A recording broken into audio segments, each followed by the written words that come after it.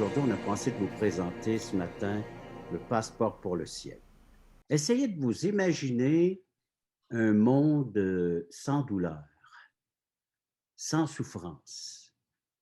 Un monde où le stress n'existe pas, pas d'anxiété, il n'y a pas d'angoisse, il n'y a pas de conflit, il n'y a pas de pression.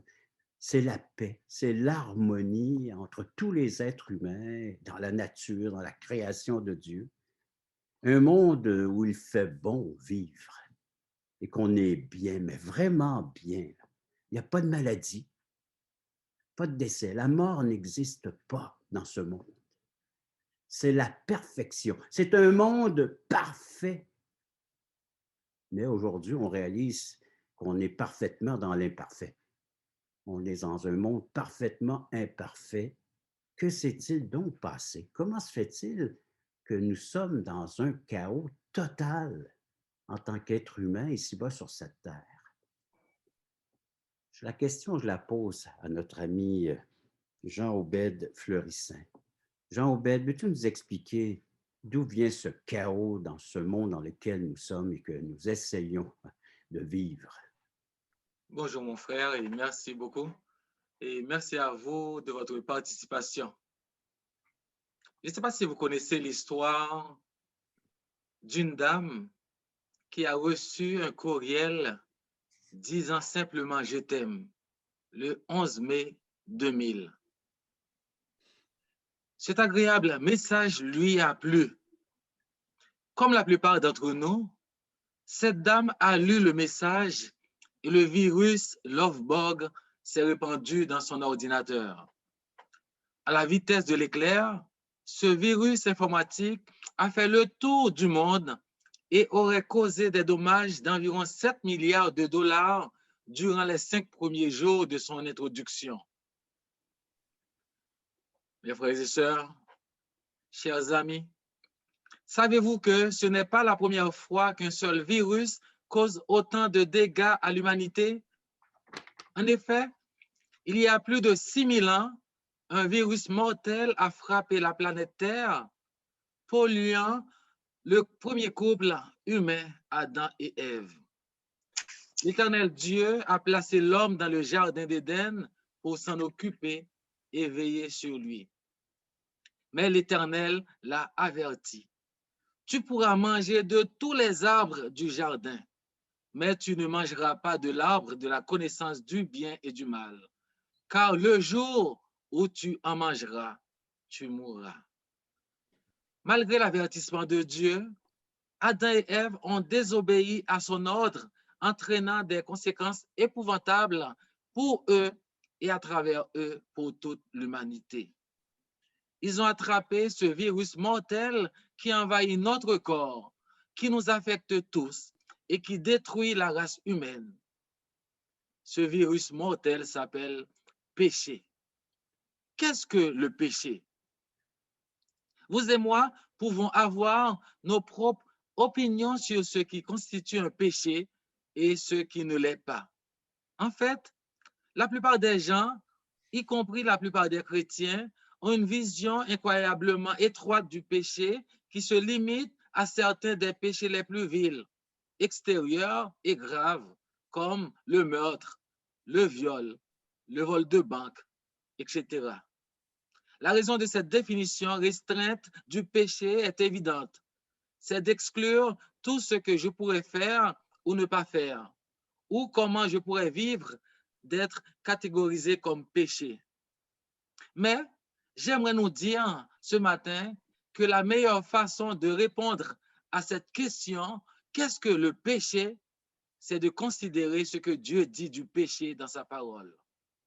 Le concept de péché dans la Bible fait référence à la violation ou à la transgression de la loi de Dieu. En 1 Jean 3,4, nous lisons « Le péché est la transgression de la loi.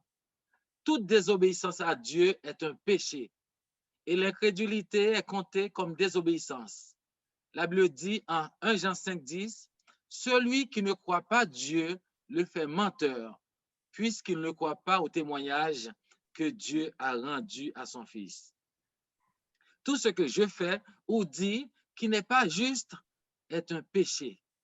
Parce que la Bible dit, celui donc qui sait faire ce qui est bien et qui ne le fait pas commet un péché. Ne pas faire le bien alors que je sais que je devrais le faire, c'est un péché. Pour Dieu, un pécheur est celui qui enfreint l'un de ses commandements, quel qu'il soit, grand ou petit. Mais aussi pécheur est celui qui ne fait pas ce qu'il lui a ordonné de faire. Quand Adam a péché, il a perdu la communion avec Dieu parce que le péché a dressé un mur qui séparait l'homme de Dieu. La désobéissance a amené la mort ou la séparation de l'homme d'avec Dieu. Le péché sépare l'homme de Dieu de telle manière qu'il est impossible pour un pécheur de vivre éternellement. D'ailleurs, la Bible déclare en Romains 3, 23, tous ont péché et sont privés de la gloire de Dieu. Mais que veut dire être privé de la gloire de Dieu? Si vous êtes privé de l'électricité pendant 3 heures, durant ce temps, aucun de vos appareils électriques ne fonctionne. Toutes vos activités peuvent être suspendues car beaucoup d'entre elles dépendent de ce service essentiel pendant 3 heures. Aussi, être privé de la gloire de Dieu veut dire que le péché nous empêche d'avoir accès à Dieu. Le péché nous sépare de Dieu et nous ferme la porte du ciel. Quelqu'un dirait, bien, je n'ai pas de péché, j'ai mené une bonne vie, je n'ai tué personne, je devrais donc entrer au ciel. Un autre, moi, je suis ma religion du mieux que je peux. Je calcule que Dieu va m'ouvrir les portes du ciel. Une dernière personne d'ajouter, j'ai été baptisé, je suis correct pour aller au ciel. La Bible nous dit, si nous disons que nous n'avons pas de péché, nous nous trompons et la vérité n'est pas en nous. Imagine un instant que pendant toute ta vie, tu ne commets que 3 péchés par jour. Mauvaise pensée, mauvais regard ou mauvaise parole, mauvaise action, etc. Au bout de 70 ans, à raison de 1000 péchés par an, cela te fait un total de 70 000 péchés. Cela donne donc un coup dur à notre image de soi. J'aimerais nous dire qu'être un pécheur ne dépend pas de la nature ou de la taille des péchés commis. Si quelqu'un vole une pomme et une autre ou un autre vole $1000 devant Dieu, ils sont tous les deux coupables, non pour avoir volé une pomme ou $1000, mais pour avoir volé. Pour Dieu, un pécheur est celui qui enfreint l'un de ses commandements, quel qu'il soit, grand ou petit. Le péché, malheureusement, n'a pas seulement ruiné la relation entre l'humanité et Dieu, il a également eu un effet néfaste sur les humains entre eux et sur la nature aussi. Dans Genèse 3, Dieu dit à Adam, le sol sera maudit à cause de toi. La création a été maudite par Dieu à cause du péché d'Adam. Non seulement le péché est entré dans le monde par Adam, mais la mort est aussi entrée dans le monde par le péché et dans le cœur des hommes également. Ainsi, tous les problèmes de l'univers ont leur origine dans les événements de ce récit. Problèmes physiques, spirituels, moraux, sociaux, économiques, politiques et j'en passe. Je le répète, les guerres, les jalousies, les meurtres, les mensonges, les vols, la méchanceté, la criminalité, la mortalité, etc. sont les résultats du péché et sont le lot de tous les hommes de tous les temps. Au moment où Dieu a créé le monde, Dieu considéra tout ce qu'il avait créé. C'était très bon parce qu'il n'y avait pas de désordre, pas de chaos, pas de conflit, pas de lutte, pas de douleur, pas de discorde, pas de maladie, pas de déclin. Il n'y a pas eu de mort. Malheureusement, le péché a gâché le merveilleux monde de Dieu. Maintenant, la vie est définie par le désordre, le chaos, le conflit, la lutte, la douleur, la maladie, la mort. Pourquoi tout cela? Quand Adam et Ève, tentés par Satan qui est venu dans le jardin sous la forme d'un serpent, ont désobéi à Dieu, tout est passé de très bon à très mauvais. La parole de Dieu nous dit, comme par un seul homme, le péché est entré dans le monde, et par le péché la mort, et qu'ainsi la mort s'est étendue sur tous les hommes, parce que tous ont péché. Beaucoup de gens se demandent aujourd'hui pourquoi toute l'humanité doit-elle souffrir du péché parce qu'Adam a péché une fois. Alors, comment souffrons-nous à cause du premier péché d'Adam? Eh bien, selon la Bible, quand Adam a péché, le péché est entré dans le monde. Il a apporté la mort sur Adam et sur tous les autres. Donc, le péché est universel. Il atteint tous les hommes et toute la création. Par hérédité, tous naissent avec une nature de péché. D'ailleurs, David a écrit au psaume 51,5, « Voici, je suis né dans l'iniquité et ma mère m'a conçu dans le péché. » C'est une déclaration très forte de la tendance héréditaire au péché qui est dans notre vie depuis le début. Une idée similaire apparaît au psaume 58,3. Les méchants sont pervertis dès la naissance. Les menteurs sont égarés dès le sein de la mère. Nous héritons tous de la maladie. Nous pouvons remarquer que le médecin demande souvent, est-ce que quelqu'un dans la famille a souffert ceci ou cela? Vos parents ou grands-parents en ont-ils souffert? Nous voyons aussi des cas où l'arrière-grand-père a souffert d'un cancer ou d'une maladie mentale ou psychologique. Le grand-père et les parents aussi. Et dans la génération actuelle, il y a des indications de la même chose. Il y a une transmission génétique, physique. Et aussi. Donc, nous héritons du péché d'Adam. Je vais essayer d'éclaircir ce point à l'aide d'un exemple au hockey. Imaginons que vous faites partie des Canadiens de Montréal. Malheureusement, ça va mal cette année pour les Canadiens. Donc, vous faites partie des Canadiens de Montréal. Toute l'équipe souffre de l'action d'un joueur. De même, nous faisons tous partie de l'équipe d'Adam. Ainsi, lorsqu'un joueur écope une pénalité, toute l'équipe en paie le prix. De même, nous sommes tous coupables devant Dieu à cause du péché d'Adam. La Bible déclare, le salaire du péché, c'est la mort. Romains chapitre 6, verset 23. Si tu es malade, la première chose que tu fais est de rechercher des informations sur la maladie. Quelle en est la cause? Si elle est incurable ou non? Vers quel médecin t'adresser? Alors, y a-t-il une solution contre le virus mortel appelé péché? Bien sûr que oui. Le salaire du péché, c'est la mort. Heureusement, le verset ne s'arrête pas là. Il y a un mais. Je vais laisser à mon ami, M. Nadeau, le soin de nous parler du remède bientôt. Que Dieu nous bénisse. Amen. Jean Obed, merci beaucoup du fait que tu nous aies dit que c'est ce Dieu qui donne son diagnostic concernant sa création qui est déchue, qui est perdue suite à la désobéissance donc d'Adam et Ève, dont nous faisons partie maintenant de ce chaos, de ce mal qui s'est incrusté dans notre vie. Alors donc, ça c'est une réalité. Mais une autre vérité, c'est que Christ est roi. Le Christ qui est présenté dans les évangiles règne sur son trône. Et ça va nous être chanté par Sylvain Frémont. Et juste après, je vous présenterai notre ami Michel. Écoutons ce chant. Dans son amour, Dieu le Père envoya son Fils Jésus pour accorder la...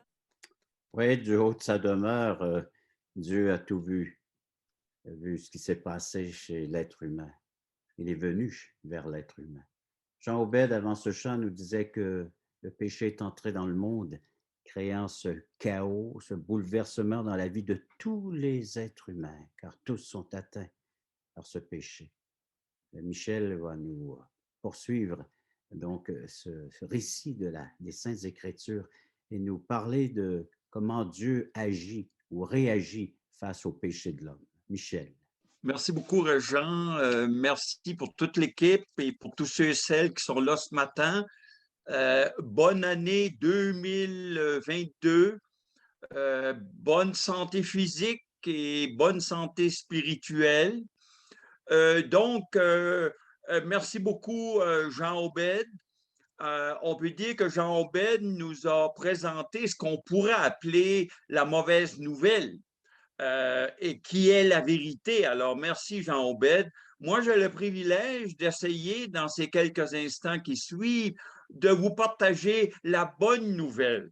Dieu est amour et Dieu, dans sa grâce et son amour, nous a offert un seul remède, mais un remède sûr à 100% pour guérir ce virus spirituel qu'on appelle le péché. Dieu nous a donné son Fils, le Seigneur Jésus-Christ, et Jésus-Christ nous a donné sa vie sur la croix. Quelqu'un dira peut-être, oui, c'est bien beau, Jésus a donné sa vie, mais depuis que le monde est monde, il y a d'autres grands personnages. Il y a d'autres grands personnages aujourd'hui dans ce monde qui peuvent peut-être nous aider avec nos péchés. J'aimerais, chers amis, vous donner quelques preuves qui démontrent que Jésus-Christ est le seul remède, mais c'est un remède sûr à 100%. Je commencerai par dire, comme preuve numéro 1, que Jésus-Christ est le seul remède sûr à 100%, c'est que la Sainte Bible nous le dit. La parole de Dieu nous le dit que Jésus est le seul nom que Dieu nous a donné par lequel nous pouvions être sauvés.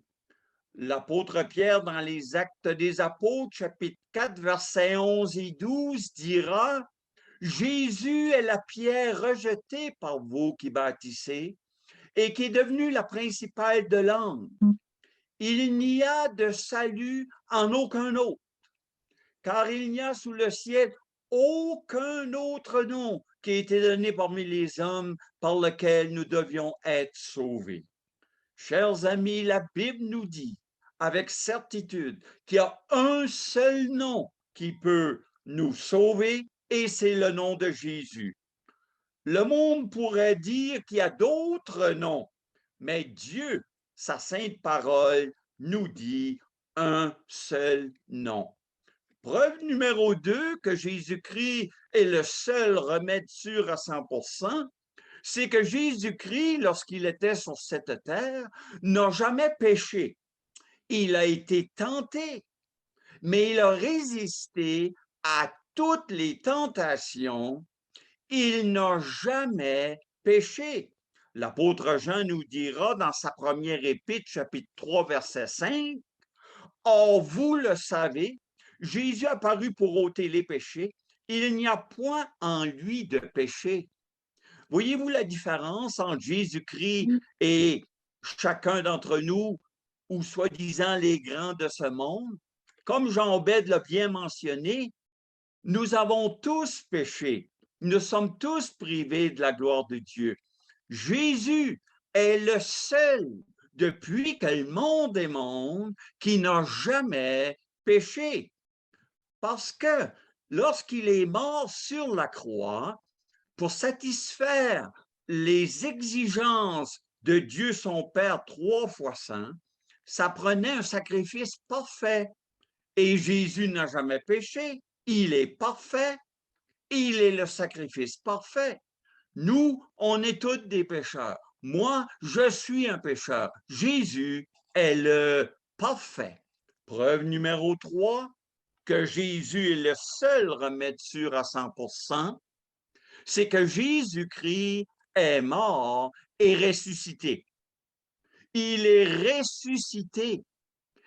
L'ange dira aux dames, il n'est point ici, il est ressuscité comme il l'avait dit. Le péché nous amène la mort. Et depuis que le monde est monde, nous avons tous péché, puis on finit tous par la mort. Et on reste là. Jésus est mort, mais il est ressuscité. Et quand on parle de la résurrection, on parle de victoire. Jésus est ressuscité, ça veut dire il a battu, il a vaincu le péché, il a vaincu la mort. Jésus est le seul vainqueur.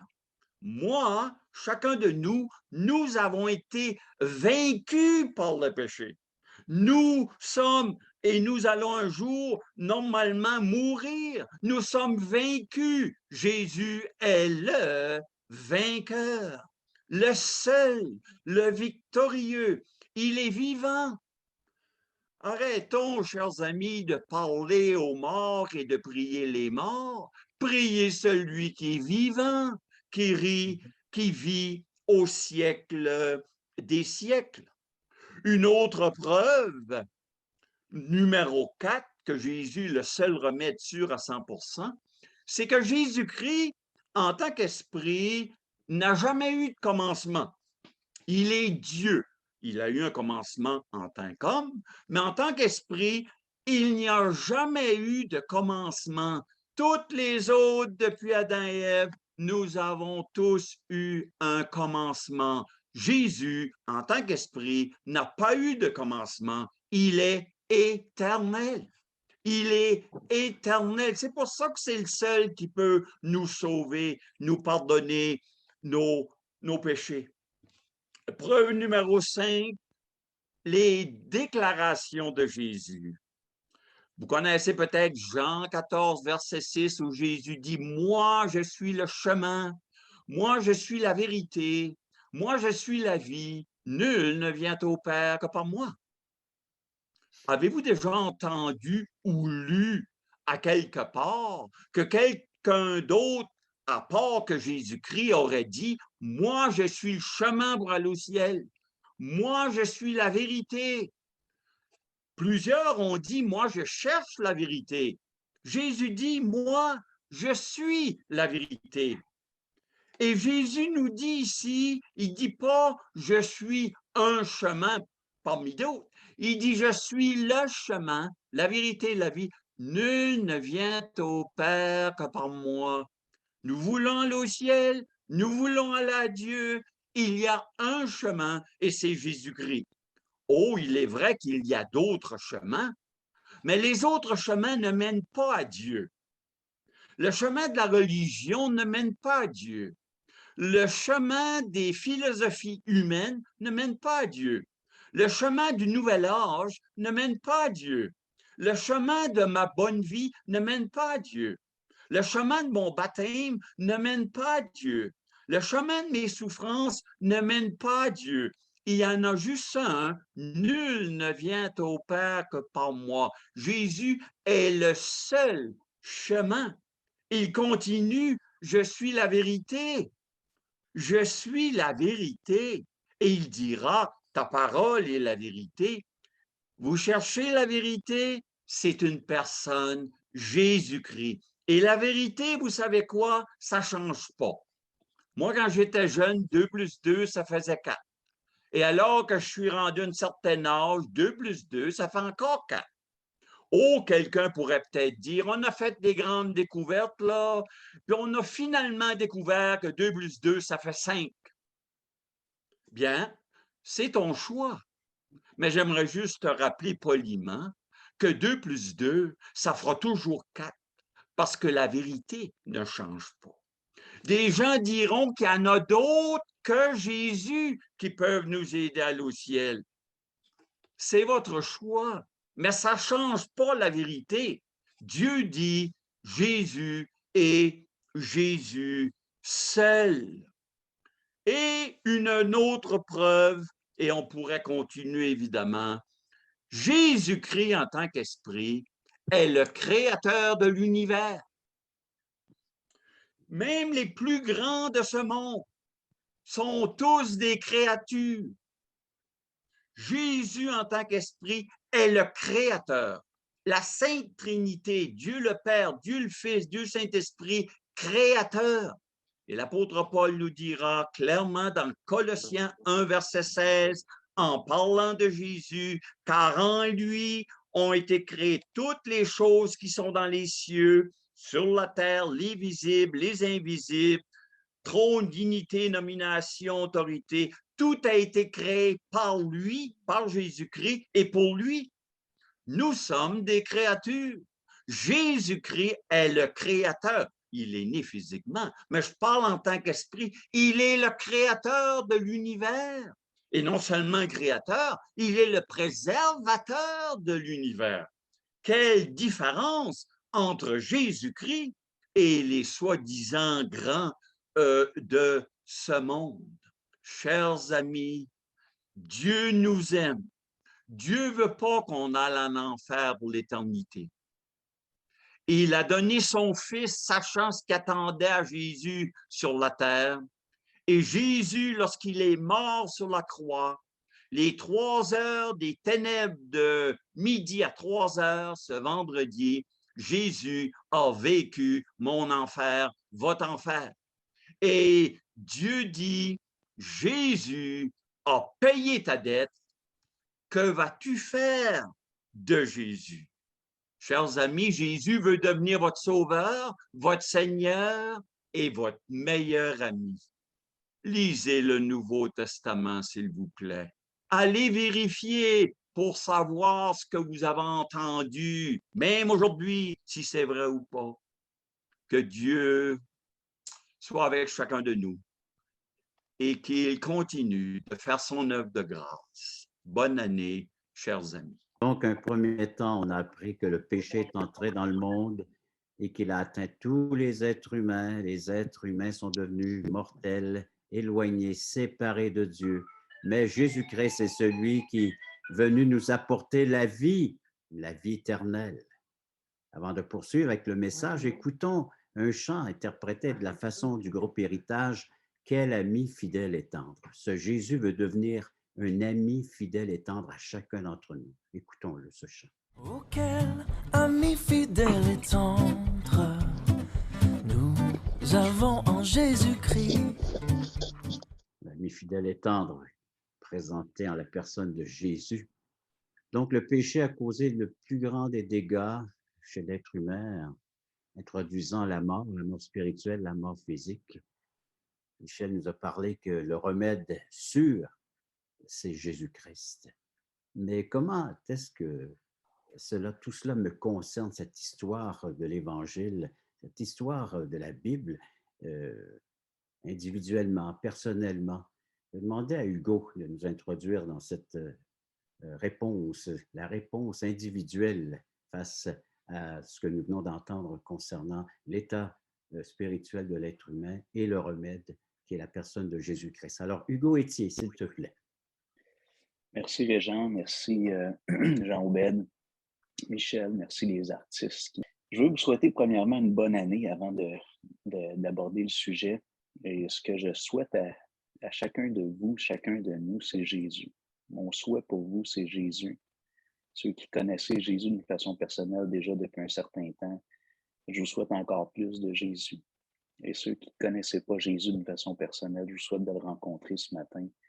Et pour bien commencer la nouvelle année, une rencontre qui va transformer votre vie et votre éternité. Jésus a dit dans le début de l'évangile de Marc, Marc nous relate les paroles de Jésus, puis Jésus a dit « Ce ne sont pas ceux qui se portent bien qui ont besoin de médecins, mais les malades. Je ne suis pas venu appeler des justes, mais des pécheurs. » Alors, Jean-Obed a bien expliqué qu'il y a un virus il y a un grand mal qui est bien pire que la COVID-19. C'est le péché. Et tous les hommes, comme Jean-Obed nous a expliqué, sont affectés. Tous les êtres humains, hommes, femmes, enfants, jeunes hommes, jeunes adultes, vieillards, on est tous infectés par ce virus-là. Et Jésus est venu pour s'adresser à nous. Maintenant, on a une démarche intérieure à faire face à ce qu'on entend ce matin, face à ce que Jésus a enseigné, face à ce que les apôtres ont rapporté des paroles de Jésus. Est-ce que je réalise que j'ai besoin du médecin divin? Est-ce que je réalise que j'ai besoin de Jésus? Et Jésus dit, ben, pour réaliser que tu as besoin de moi, il faut que tu réalises que tu es un pécheur. Il faut que tu réalises que tu es infecté par le virus du péché. Un autre passage qui a été cité déjà ce matin, que j'aime beaucoup, ça se trouve dans l'Évangile de Jean, chapitre 3, un chapitre bien connu parmi les chrétiens qui aiment la Bible. Au verset 12, Jésus dit, « Si vous ne croyez pas quand je vous ai parlé des choses terrestres, comment croirez-vous quand je vous parlerai des choses célestes? Personne n'est monté au ciel si ce n'est celui qui est descendu du ciel, le Fils de l'homme qui est dans le ciel. Et comme Moïse éleva le serpent dans le désert, il faut de même que le Fils de l'homme soit élevé, afin que quiconque croit en lui ait la vie éternelle. Car Dieu a tant aimé le monde qu'il a donné son Fils unique, afin que quiconque croit en lui ne périsse point, mais qu'il ait la vie éternelle. Dieu, en effet, n'a pas envoyé son Fils dans le monde pour qu'il juge le monde, mais pour que le monde soit sauvé par lui. »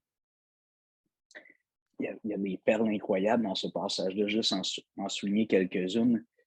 Jésus dit, « Personne n'est monté au ciel si ce n'est celui qui est descendu du ciel, le Fils de l'homme. » Et parfois, quand je parle avec les gens, puis les gens me disent, « Est-ce que tu penses qu'il y a une autre forme de vie dans l'univers? » Ce qu'on appelle régulièrement des extraterrestres. Je dis, « Ben, moi, je connais personnellement une personne qui vient d'un autre monde et qui a visité l'humanité. Appelle-le un extraterrestre si tu veux, ça ne me dérange pas. » Mais Jésus a dit, « Personne n'est monté au ciel si ce n'est celui qui est descendu du ciel, le Fils de l'homme qui est dans le ciel. » Donc, Jésus n'origine pas de la terre, comme Michel nous a expliqué. Jésus, dans son esprit, dans sa personne intrinsèque, est éternel. C'est Dieu qui a toujours existé et il est venu sur la terre pour rencontrer l'être humain. Donc, qui peut nous parler de cette vie après la vie actuelle? C'est celui qui vient. C'est celui qui vient de cette vie, de ce monde, c'est-à-dire Jésus-Christ, Dieu lui-même, dans un corps humain.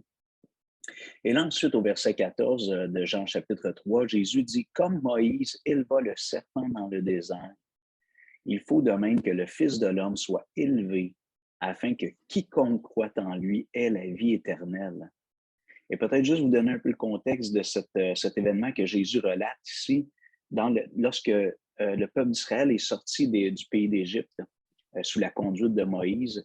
Bon, comme la plupart des êtres humains, même comme la société québécoise, ça chialait tout le temps contre Moïse, contre Dieu. Et là, Dieu, à un moment donné, a envoyé des serpents qui avaient une morsure qui était mortelle. Et plusieurs sont morts. Et là, le peuple est venu à Moïse, puis on dit, on a encore mal agi. Intercède pour nous auprès de Dieu en notre faveur. Et Dieu a dit, correct. Moïse est allé et Dieu a dit, correct, Moïse, ce que tu vas faire, c'est que tu vas prendre une verge d'airain et tu vas mettre, c'est-à-dire une verge, puis tu vas mettre un serpent d'airain au bout de la verge, symbolisant les serpents qui mordaient, qui avaient une morsure mortelle, qui faisait mourir plusieurs personnes parmi le peuple. Puis Dieu a dit, tu vas lever le bâton et tous ceux qui vont regarder le serpent d'airain vont être guéris, vont être sauvés. C'est curieux. Tu sais, je veux dire, selon la science moderne, disons que c'est pas suffisant pour être guéri. Mais Dieu est illimité.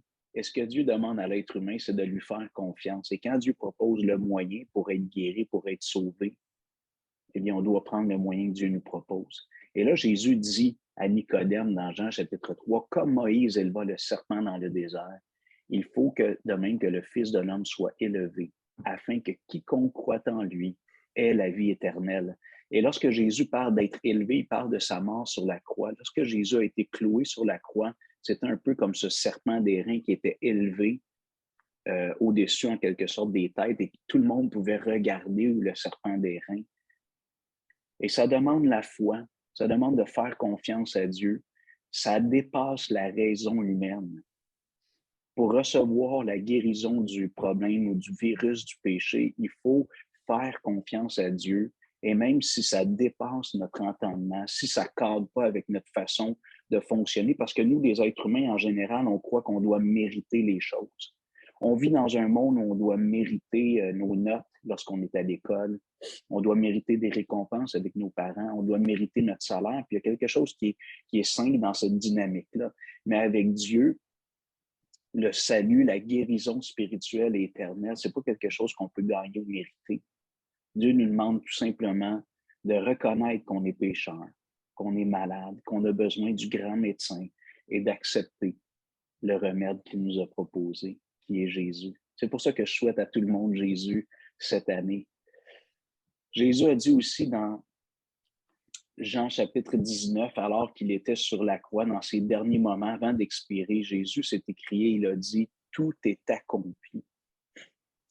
Jésus a dit « J'ai fait ce que j'avais à faire, le remède est disponible, il est parfait, il est efficace, pas à 95, 75 ou 35%, à 100%.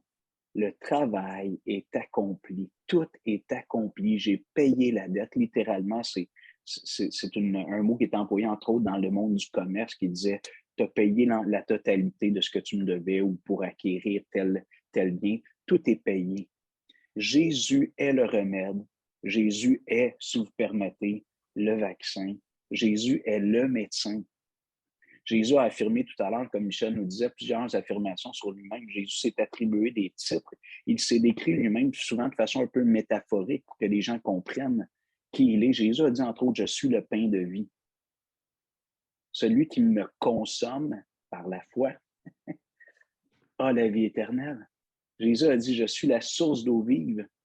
Celui qui me boit va avoir en lui une source d'eau vive qui va jaillir jusque dans l'éternité. » Jésus a dit, « Je suis la lumière du monde. Celui qui me suit ne marchera pas dans les ténèbres. » Jésus a dit, « Je suis le bon berger. Celui qui me suit va trouver des verts pâturages et va trouver le bonheur, la plénitude. » Jésus a dit, « Je suis le chemin, comme Michel a dit.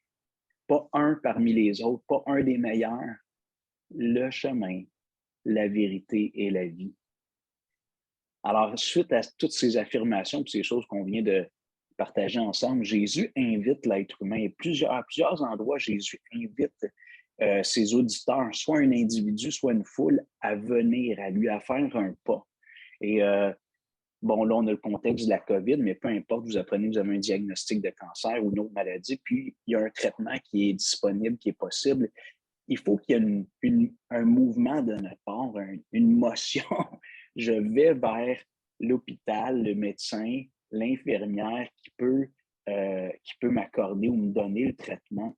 On doit répondre. Et je ne peux pas dire, Régent, tu voudrais, s'il te plaît, aller recevoir les traitements de chimiothérapie pour moi, demander à ma femme ou à mes parents ou à mon voisin, tu veux-tu aller recevoir les traitements à ma place? Ça ne me tente pas, je suis bien dans mon confort chez moi. Il faut que je me déplace et que j'aille recevoir le traitement. Donc, Jésus a dit dans Matthieu 11, 28, juste quelques invitations de Jésus. « Venez à moi, vous tous qui êtes fatigués et chargés, et je vous donnerai du repos. » Donc, Jésus a dit, « Viens à moi, il faut que tu viennes à moi, dans la foi. » Dans Jean 5, 24, « En vérité, je vous le dis, celui qui écoute ma parole et qui croit celui qui m'a envoyé a la vie éternelle. Il ne vient point en jugement, mais il est passé de la mort à la vie. » J'ai un mouvement du cœur, une motion du cœur à faire d'aller vers Jésus par la foi. Et c'est ce que Jésus indique lorsqu'il dit « Celui qui croit en moi, qui croit en celui qui m'a envoyé », dans les mots de l'apôtre Paul, « Si tu confesses de ta bouche le Seigneur Jésus, et si tu crois dans ton cœur que Dieu l'a ressuscité des morts, tu seras sauvé. » Il y a quelque chose, une réponse personnelle.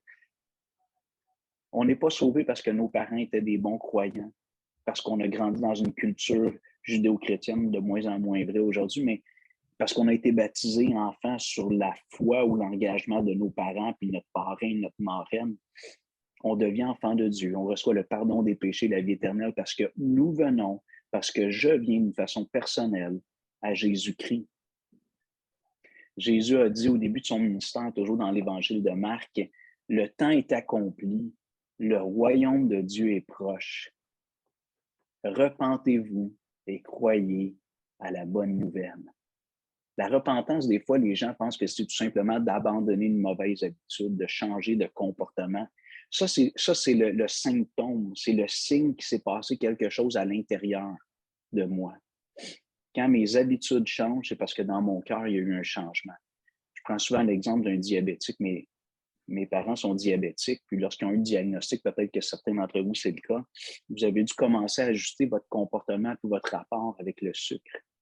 Vous avez dû vous ajuster. Bon, le péché, c'est jamais bon. Fait que le parallèle a ses limites. Mais lorsque je reçois un diagnostic, par exemple, de diabète, mon rapport avec le sucre va changer. Je vais réaliser que ça peut être très dommageable pour moi, puis je dois le contrôler comme il faut. En ce qui concerne le péché, il n'y a jamais rien de bon. Donc, quand je réalise que mes péchés ont offensé Dieu, attristé Dieu, fait du mal aux gens autour de moi, je me suis auto-mutilé, auto-détruit en péchant, je me détruis moi-même lorsque je pêche, bien là, je réalise que je dois changer de façon de vivre et de penser. Ma vision des choses doit changer. La repentance, c'est ça. Le mot en grec, pas pour avoir l'air intelligent, c'est métanoïa, c'est un changement, un peu comme métamorphose. Mais le noïa, c'est l'intériorité, l'être immatériel. Il doit y avoir un changement dans mon intériorité par rapport à Dieu, par rapport à Jésus, par rapport à moi-même. Comme Jean-Obed a dit, je suis pécheur, je suis malade spirituellement, j'ai besoin du grand médecin, j'ai besoin du remède parfait, Jésus. Et Jésus a dit, repentez-vous et croyez à la bonne nouvelle. Et sans vouloir rendre les choses trop compliquées, ici, je veux juste expliquer brièvement. Dans une formation que j'avais fait un jour, il disait que la foi, ça se fait un peu comme en 3 étapes. Puis je trouve ça intéressant. Ça permet des fois aux gens d'identifier où ils en sont par rapport à la foi face à Christ. Parce que peut-être que certains d'entre vous m'écoutez ce matin et vous dites, moi, j'ai toujours cru en Jésus. On m'a éduqué dans une religion qui me parlait de Jésus, le petit Jésus à Noël, puis tout ça. Puis je l'aime, Jésus. La foi, si je peux vous l'expliquer en 3 étapes assez simples. Premièrement, c'est la connaissance. Il faut avoir l'information. Ce matin, vous recevez l'information, peut-être que vous l'avez déjà reçue avant. On reçoit l'information sur nous-mêmes, sur Dieu, sur Jésus-Christ, ce qu'on appelle l'Évangile, le beau message du Seigneur. Ensuite, c'est l'assentiment. C'est de dire, j'ai l'information, mais je mets mon approbation. Je dis, OK, je suis d'accord avec ça. Ça reste encore en partie intellectuelle. Je suis d'accord avec ça. Je crois que je suis pécheur. Je crois que Jésus est le Fils de Dieu qui est mort sur la croix pour payer pour mes péchés. Mais il reste encore une 3e étape qu'on appelle la confiance, qui est ce mouvement du cœur où je dis maintenant, je vais placer et je vais faire reposer toute ma confiance sur toi, Jésus. Aucun espoir en moi-même, aucun espoir dans ma moralité, aucun espoir dans ma pratique religieuse, dans ma philanthropie, aucun espoir en rien d'autre qu'en Jésus. Et lorsqu'on fait ça, comme Jésus a dit on l'appelle le bon larron, mais c'était pas un bon gars s'il était sur la croix à côté de Jésus. Ce qui est différent chez cet homme-là, c'est que dans les derniers moments de son existence terrestre, cet homme-là a vécu cette métanoïa, cette repentance, ce changement intérieur. Parce qu'au début, il se moquait de Jésus comme son chum qui était de l'autre côté de Jésus. Mais à un moment donné, il a repris son ami et il a dit, arrête, on va arrêter de narguer cet homme-là parce que nous, on mérite ce qu'on a aujourd'hui, d'être crucifié. Mais lui, il ne le mérite pas. Et Jésus a dit, je vous lis le passage dans Luc 23, mais l'autre le reprenait, donc le bon larron disait au mauvais, si on peut le dire comme ça, ne crains-tu pas Dieu, toi qui subis la même condamnation? Pour nous, c'est justice, car nous recevons ce qu'ont mérité nos crimes. Ça, c'est ce que chacun d'entre nous devons reconnaître. Je mérite le châtiment concernant mes péchés. Je mérite que Dieu me punisse parce que je suis un pécheur. Mais celui-ci n'a rien fait de mal en parlant de Jésus. Et il dit à Jésus, souviens-toi de moi quand tu viendras dans ton règne. Une petite phrase, mais qui en dit non, que cet homme-là est en train de dire à Jésus, je sais que tu es le Messie. Et je sais que tu vas revenir un jour pour établir un règne parfait éternel. Souviens-toi de moi quand tu viendras dans ton règne. Donc, la repentance, il dit à son chum, nous autres, on mérite on a ce qu'on mérite. Il reconnaît ses péchés. Et deuxièmement, il reconnaît qui est Jésus et il lui fait confiance. Il fait appel à Jésus. Souviens-toi de moi quand tu viendras dans ton règne. Jésus lui répondit, correct, je vais y penser une petite demi-heure, puis je vais voir qu'est-ce que je vais faire de toi. Non, Jésus lui répond, je te le dis en vérité, aujourd'hui, tu seras avec moi dans le paradis. Aujourd'hui. Moi, j'aimerais vous inviter ce matin, mon ami, j'aimerais t'inviter à venir à Jésus dans la repentance et la foi, de reconnaître que tu es malade spirituellement et que tu as besoin du grand médecin, du grand remède. Je t'invite à faire ça ce matin. Attends pas. Pourquoi attendre?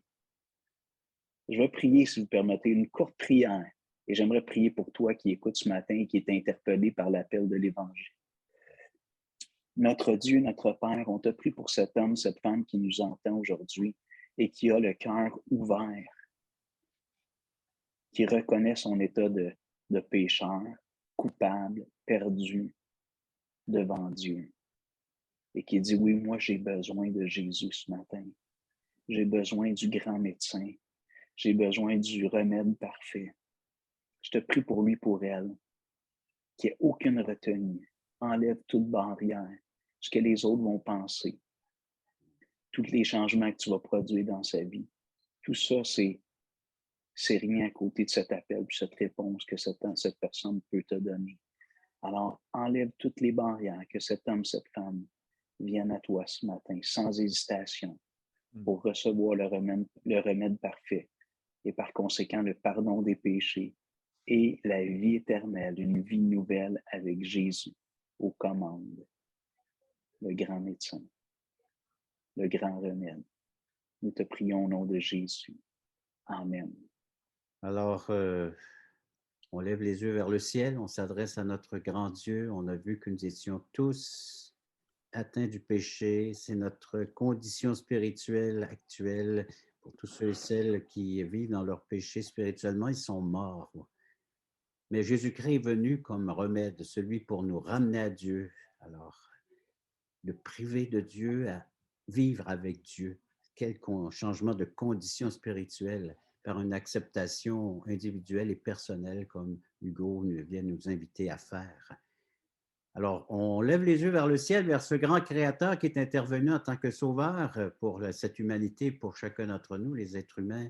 Tu seras la louange, alors glorieuse qui interprète ce chant. Écoutons-le et après, je vous présenterai une personne qui a fait ce pas de foi, qui a accepté l'invitation de Dieu offerte dans la personne de Jésus, après ce chant. Me voici humblement devant toi, accueillons ta grâce. Tu seras la louange, un groupe glorieux, un Dieu présent au sein de tout ce que nous pouvons vivre et tout ce que nous vivrons en 2022. J'espère que ce Dieu est présent dans votre vie. Nous allons entendre le témoignage d'une personne qui a reçu l'invitation, qui a accueilli Jésus-Christ en tant que Sauveur et Seigneur de son existence et de son éternité. Nous avons la joie d'accueillir, de recevoir sur cette plateforme Crois-tu, Madame Caroline Martineau. Caroline, merci d'être là et nous écoutons, nous entendons ton témoignage que tu as donné comme titre « Des ténèbres à sa lumineuse présence ». J'aimerais vous raconter comment je suis passée d'une vie de ténèbres à une vie de lumière par la puissance de Jésus-Christ. Je viens d'une famille où on était 5 enfants. On habitait à la campagne et puis mon père travaillait beaucoup, était souvent absent. C'était un homme plutôt colérique, si je dirais. Ma mère, elle, c'était une femme qui prenait soin de son foyer, mais à la fin, elle était remplie comme d'amertume et découragée. Donc, ils se sont divorcés. Et puis, nous, on était placés dans des foyers d'accueil. J'avais 8-9 ans. Mes frères puis mes sœurs puis moi, on a tous été séparés. J'ai trouvé ça vraiment dur. On était placés dans des foyers des gens inconnus. J'ai fait des écoles, plusieurs foyers, plusieurs écoles. J'étais une enfant assez rebelle. J'étais révoltée de la situation, de l'injustice. Je ne comprenais pas. Je me sentais rejetée. Je pensais que mes parents ne m'aimaient plus, puis ils nous avaient abandonnés. Puis les foyers d'accueil qui me rejetaient constamment. Fait qu'il y a comme beaucoup d'injustice qui a grandi en moi, des sentiments d'amertume. Et puis, à l'âge de 15 ans, j'ai commencé ma vie sur un élan d'indépendance pour prouver peut-être quelque chose à quelqu'un, que j'étais forte, que j'étais quelqu'un, ou peut-être que je voulais que l'amour devait être mérité. En tout cas, j'avais beaucoup d'ambition.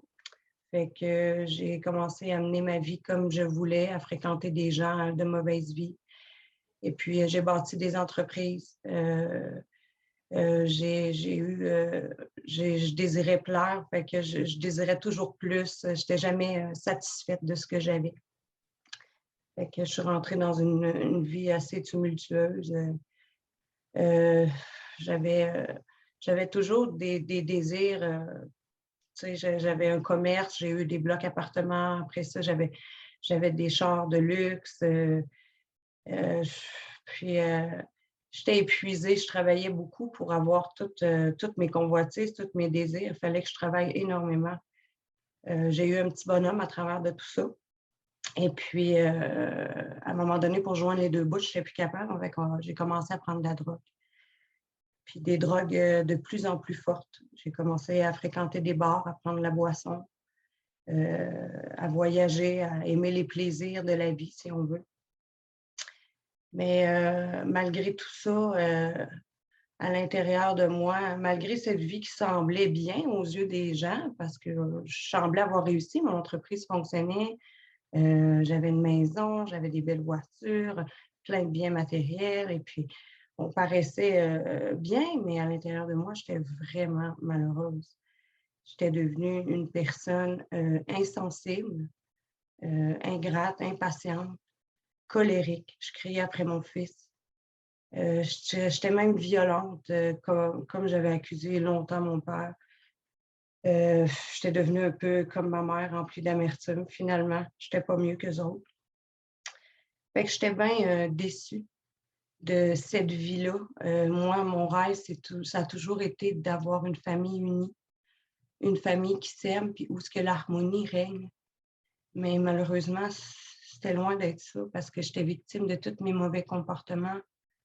Puis, j'étais incapable de changer par moi-même. Fait que j'ai commencé à faire des thérapies. J'ai commencé à fréquenter des psychologues. J'ai vu des psychologues, j'ai vu des tonnes d'ateliers sur l'estime de soi, la maîtrise de soi.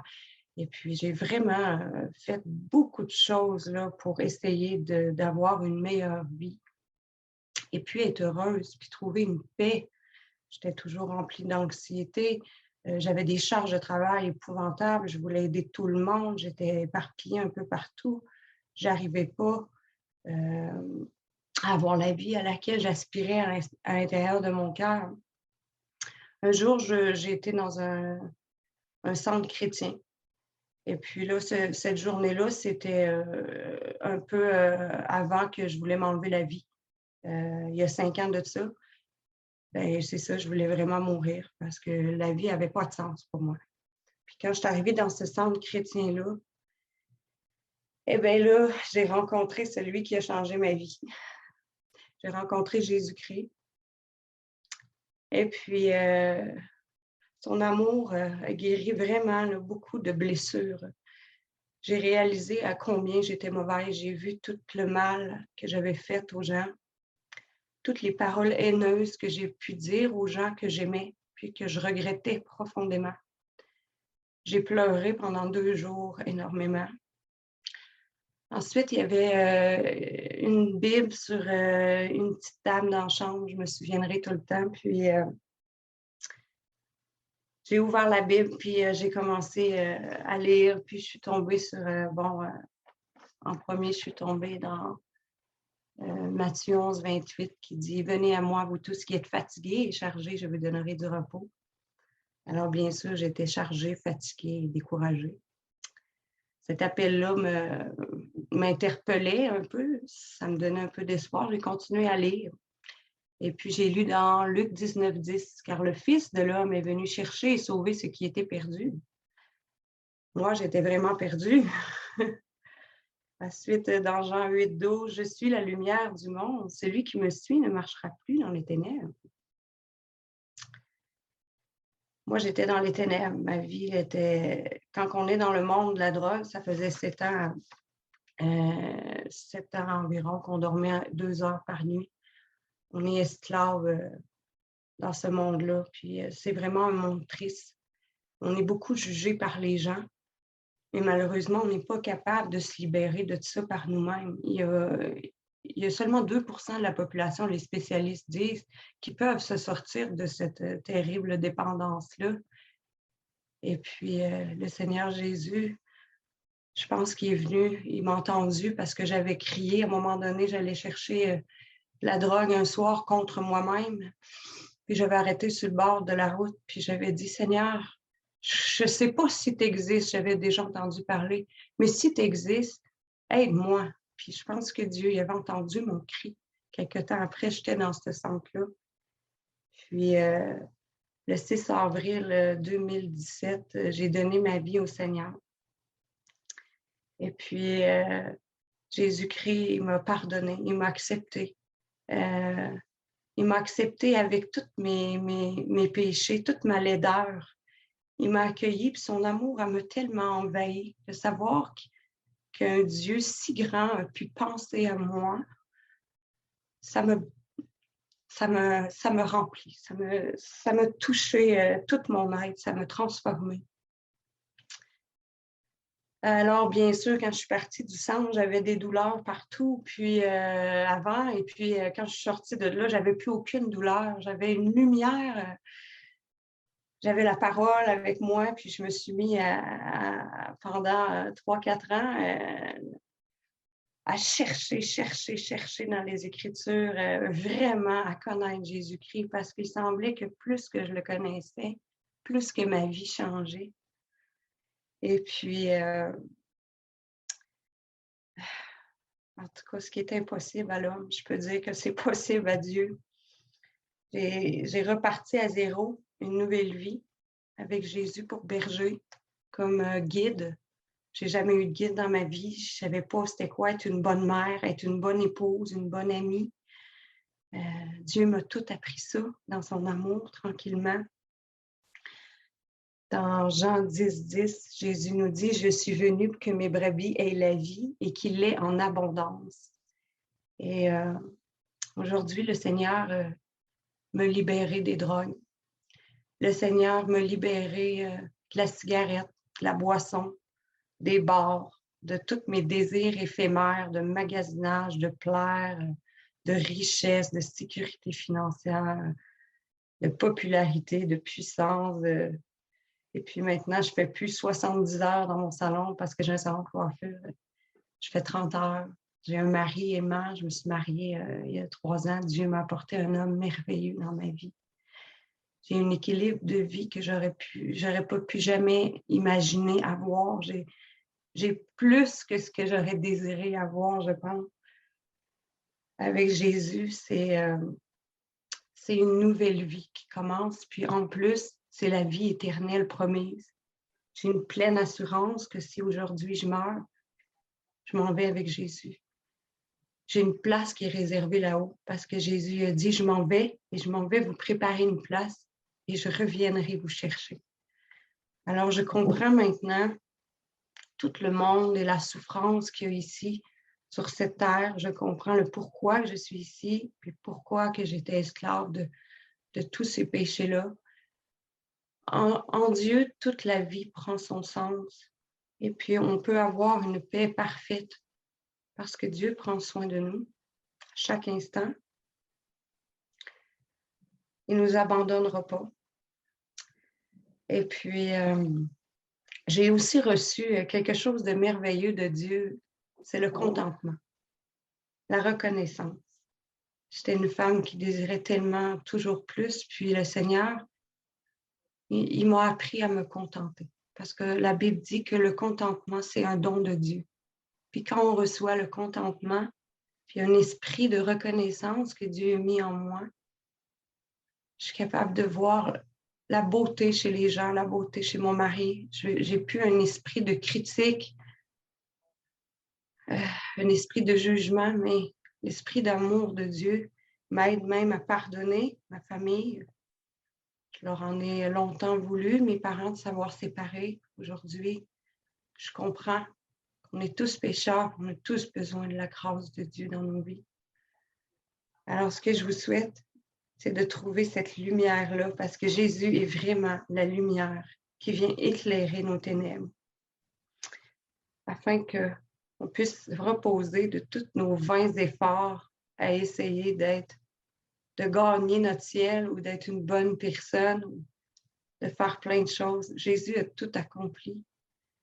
C'est merveilleux juste de s'appuyer, d'avoir confiance dans son œuvre, que son sacrifice parfait efface tous mes péchés. Puis aux yeux de Dieu, je suis justifiée. Alors, je peux dire le psaume 107, 9 que j'aime beaucoup. Ça dit « Car il satisfait l'âme altérée, il a comblé de bien l'âme affamée. » Je peux dire que c'est vrai. Toutes les promesses de Dieu sont vraies. Le Seigneur a dit aussi dans Ézéchiel 36, 26, « Je vous donnerai un cœur nouveau, je mettrai en vous un esprit nouveau, je retirerai de votre corps le cœur de pierre et je vous donnerai un cœur de chair. » Mon cœur était dur, le Seigneur a adouci mon cœur. Le Seigneur tient ses promesses. Tout ce qu'il dit dans sa parole se réalise dans ma vie. C'est merveilleux. C'est merveilleux et je souhaite à tout le monde de rencontrer Jésus-Christ. Merci de m'avoir écouté. Merci d'avoir ouvert ton cœur à Jésus, de l'avoir reçu comme ton sauveur et aujourd'hui de nous partager ce qui anime ton cœur, l'amour de Dieu, cet amour véritable. Vous venez d'entendre donc, chers amis, vous tous qui êtes à l'écoute de cette présentation spéciale du ministère Croix-Dessus, vous venez d'entendre que, d'ailleurs, on est tous atteints du péché. Le péché, c'est la cause de tout ce que nous sommes en train de vivre actuellement, et non à cause de la pandémie, mais bien avant, à cause de tout ce que notre sœur, Mme Caroline, a pu décrire dans sa propre vie, ce qui n'allait pas, hein, le désordre, le chaos qui était là, placé dans sa vie. Je vais vous raconter une histoire. Il y a une personne que j'ai visitée, et puis la personne lisait sa Bible depuis 20 ans, puis elle dit « J'ai jamais eu l'assurance d'appartenir à Dieu ou l'assurance d'être sauvé. » Et puis j'ai vu qu'il y avait plusieurs médicaments qui étaient là sur sa table de cuisine. Il dit « Vous êtes malade? » Il dit « Oui, je suis atteint d'une maladie. » Vous êtes allé voir le médecin? Il dit « Oui, je suis allé voir le médecin. Il m'a donné son diagnostic. J'ai même une prescription. Je suis allé à la pharmacie me procurer tous ces médicaments, donc tu vois. Et je suis assisté. J'ai une infirmière qui vient régulièrement chaque jour pour m'aider à prendre la bonne dose de toute cette médication. » Pourquoi je vous raconte cette histoire-là? Parce que vous venez d'entendre que nous sommes tous atteints du péché.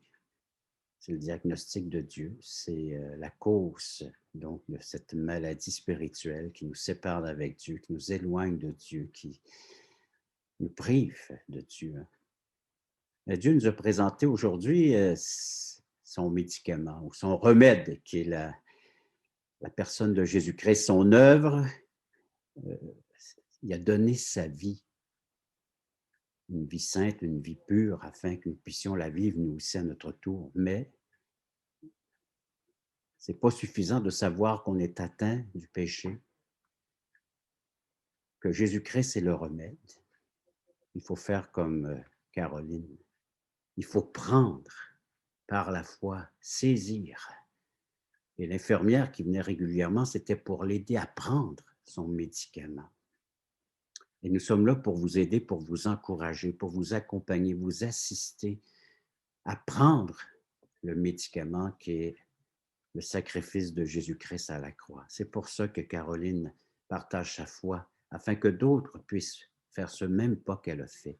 Et c'est pour ça que Hugo a partagé, Michel, Jean Obed, et c'est pour ça que Croix-Dessus existe. Et c'est pour ça que nous sommes ici, présentement, en train de faire cette présentation, pour que vous puissiez être encouragés à prendre le seul médicament qui peut vous faire passer de la mort à la vie, des ténèbres à la lumière.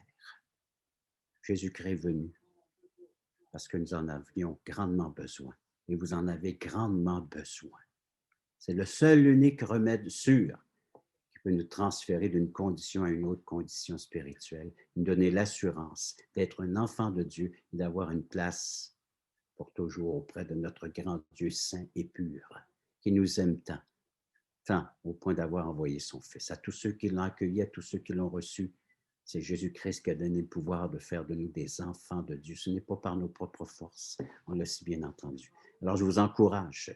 Et on vous offre également, donc, vous pourrez faire une commande de notre littérature, le passeport vers le ciel, et j'aimerais qu'on puisse le présenter à l'instant même. Alors, on va le mettre à l'écran. Puis, alors, voici ce livret, Passeport pour le ciel.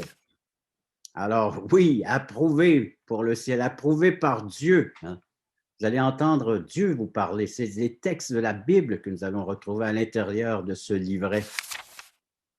Alors, la crise planétaire, la crise actuelle, nous vivons une situation très spéciale sur le plan planétaire, sans exception d'une manière ou d'une autre. Nous sommes tous frappés par ce virus qui nous envahit. Les mesures prises, telles les masques, vaccination, passeport vaccinal pour nous, sans protéger généralement une situation très stressante, quel que soit notre âge, notre ethnie, notre langue. L'ampleur des conséquences de ce fléau étonne et inquiète. Malgré tout, nous n'avons toujours pas de réponse claire concernant cette pandémie. Il faut donc reconnaître que l'être humain, quoique possédant de grandes capacités, demeure limité et n'a pas de solution à long terme. Alors, le virus ancien qui est 100% mortel lui aussi, il existe un virus 100% mortel et qu'il circule depuis la fondation du monde. Il s'appelle le péché, un virus spirituel. Que vous y croyez ou non, lorsque Dieu a créé le monde, sa volonté était que nous vivions en relation avec lui en parfaite harmonie. Lorsque nous regardons le monde actuel, nous constatons la confusion, la maladie, l'insécurité, l'anxiété, l'angoisse, le manque de respect, d'amour et de pardon. Mais que s'est-il passé? Le problème, la mauvaise nouvelle. Au début de la création, les premiers humains, Adam et Ève, étaient purs.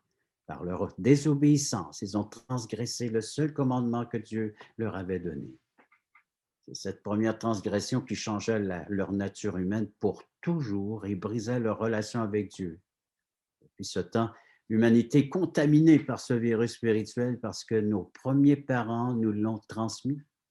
Oui, ce virus, péché, nous emmène tous avec certitude à la mort physique et spirituelle. Il est facile de reconnaître que nous avons tous désobéi à Dieu. Qui n'a jamais menti, triché, volé ou eu de mauvaises pensées? Nous sommes tous pécheurs et la parole de Dieu le déclare, car le salaire du péché, c'est la mort. Romains 6, 23. Les conséquences, Dieu est pur. Et aucun péché n'entre au ciel. Le péché est la cause de ce virus spirituel qui nous a séparés de Dieu pour l'éternité. Il nous a fermé la porte du ciel. Il est comme un mur infranchissable. Dieu est parfaitement saint, juste et aimant. Une pensée populaire prétend que nos bonnes actions effacent nos mauvaises actions. Parfois, à entendre parler les gens, ils ont l'impression qu'ils ont mené une bonne vie.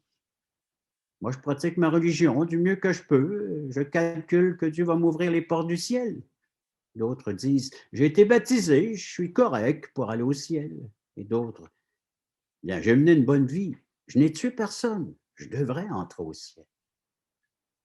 Aucune de ces raisons ne suffit à nous faire entrer au ciel, car elles ne règlent pas le problème de nos péchés. Calculons un peu. Si pendant toute la vie, tu ne commets que 3 péchés par jour, mauvaise pensée, parole ou action, au bout de 70 ans, à raison de plus de 1000 péchés par an, cela fait un total de plus de 70 000 péchés. Un seul péché nous mérite la condamnation éternelle du Dieu juste. Ainsi, le mal sera toujours condamné face à sa justice. Nous devons être humbles pour avouer nos fautes et accepter que le ciel ne peut être ni gagné ni mérité. Nous sommes donc perdus et nous méritons tous la condamnation éternelle. De tout temps, les hommes ont vainement cherché à traverser l'abîme qui les sépare de Dieu. Nous voulons tous aller au ciel, alors comment y être certains pour y accéder? Solution de Dieu, quelle bonne nouvelle! Heureusement que Dieu est aussi amour et qu'il nous offre le moyen sûr d'être pardonné et guéri du virus spirituel qu'est le péché. Alors, comment être certain d'être pardonné, purifié et lavé de nos péchés? Écoutez à nouveau ce que Dieu nous dit dans Jean chapitre 3, verset 16.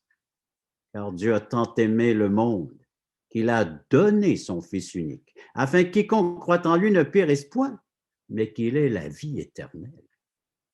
Jésus-Christ, le Fils de Dieu est venu sur cette terre et il a mené une vie parfaite. Il est venu du ciel, n'a jamais péché et s'est humilié au point de mourir pour nous.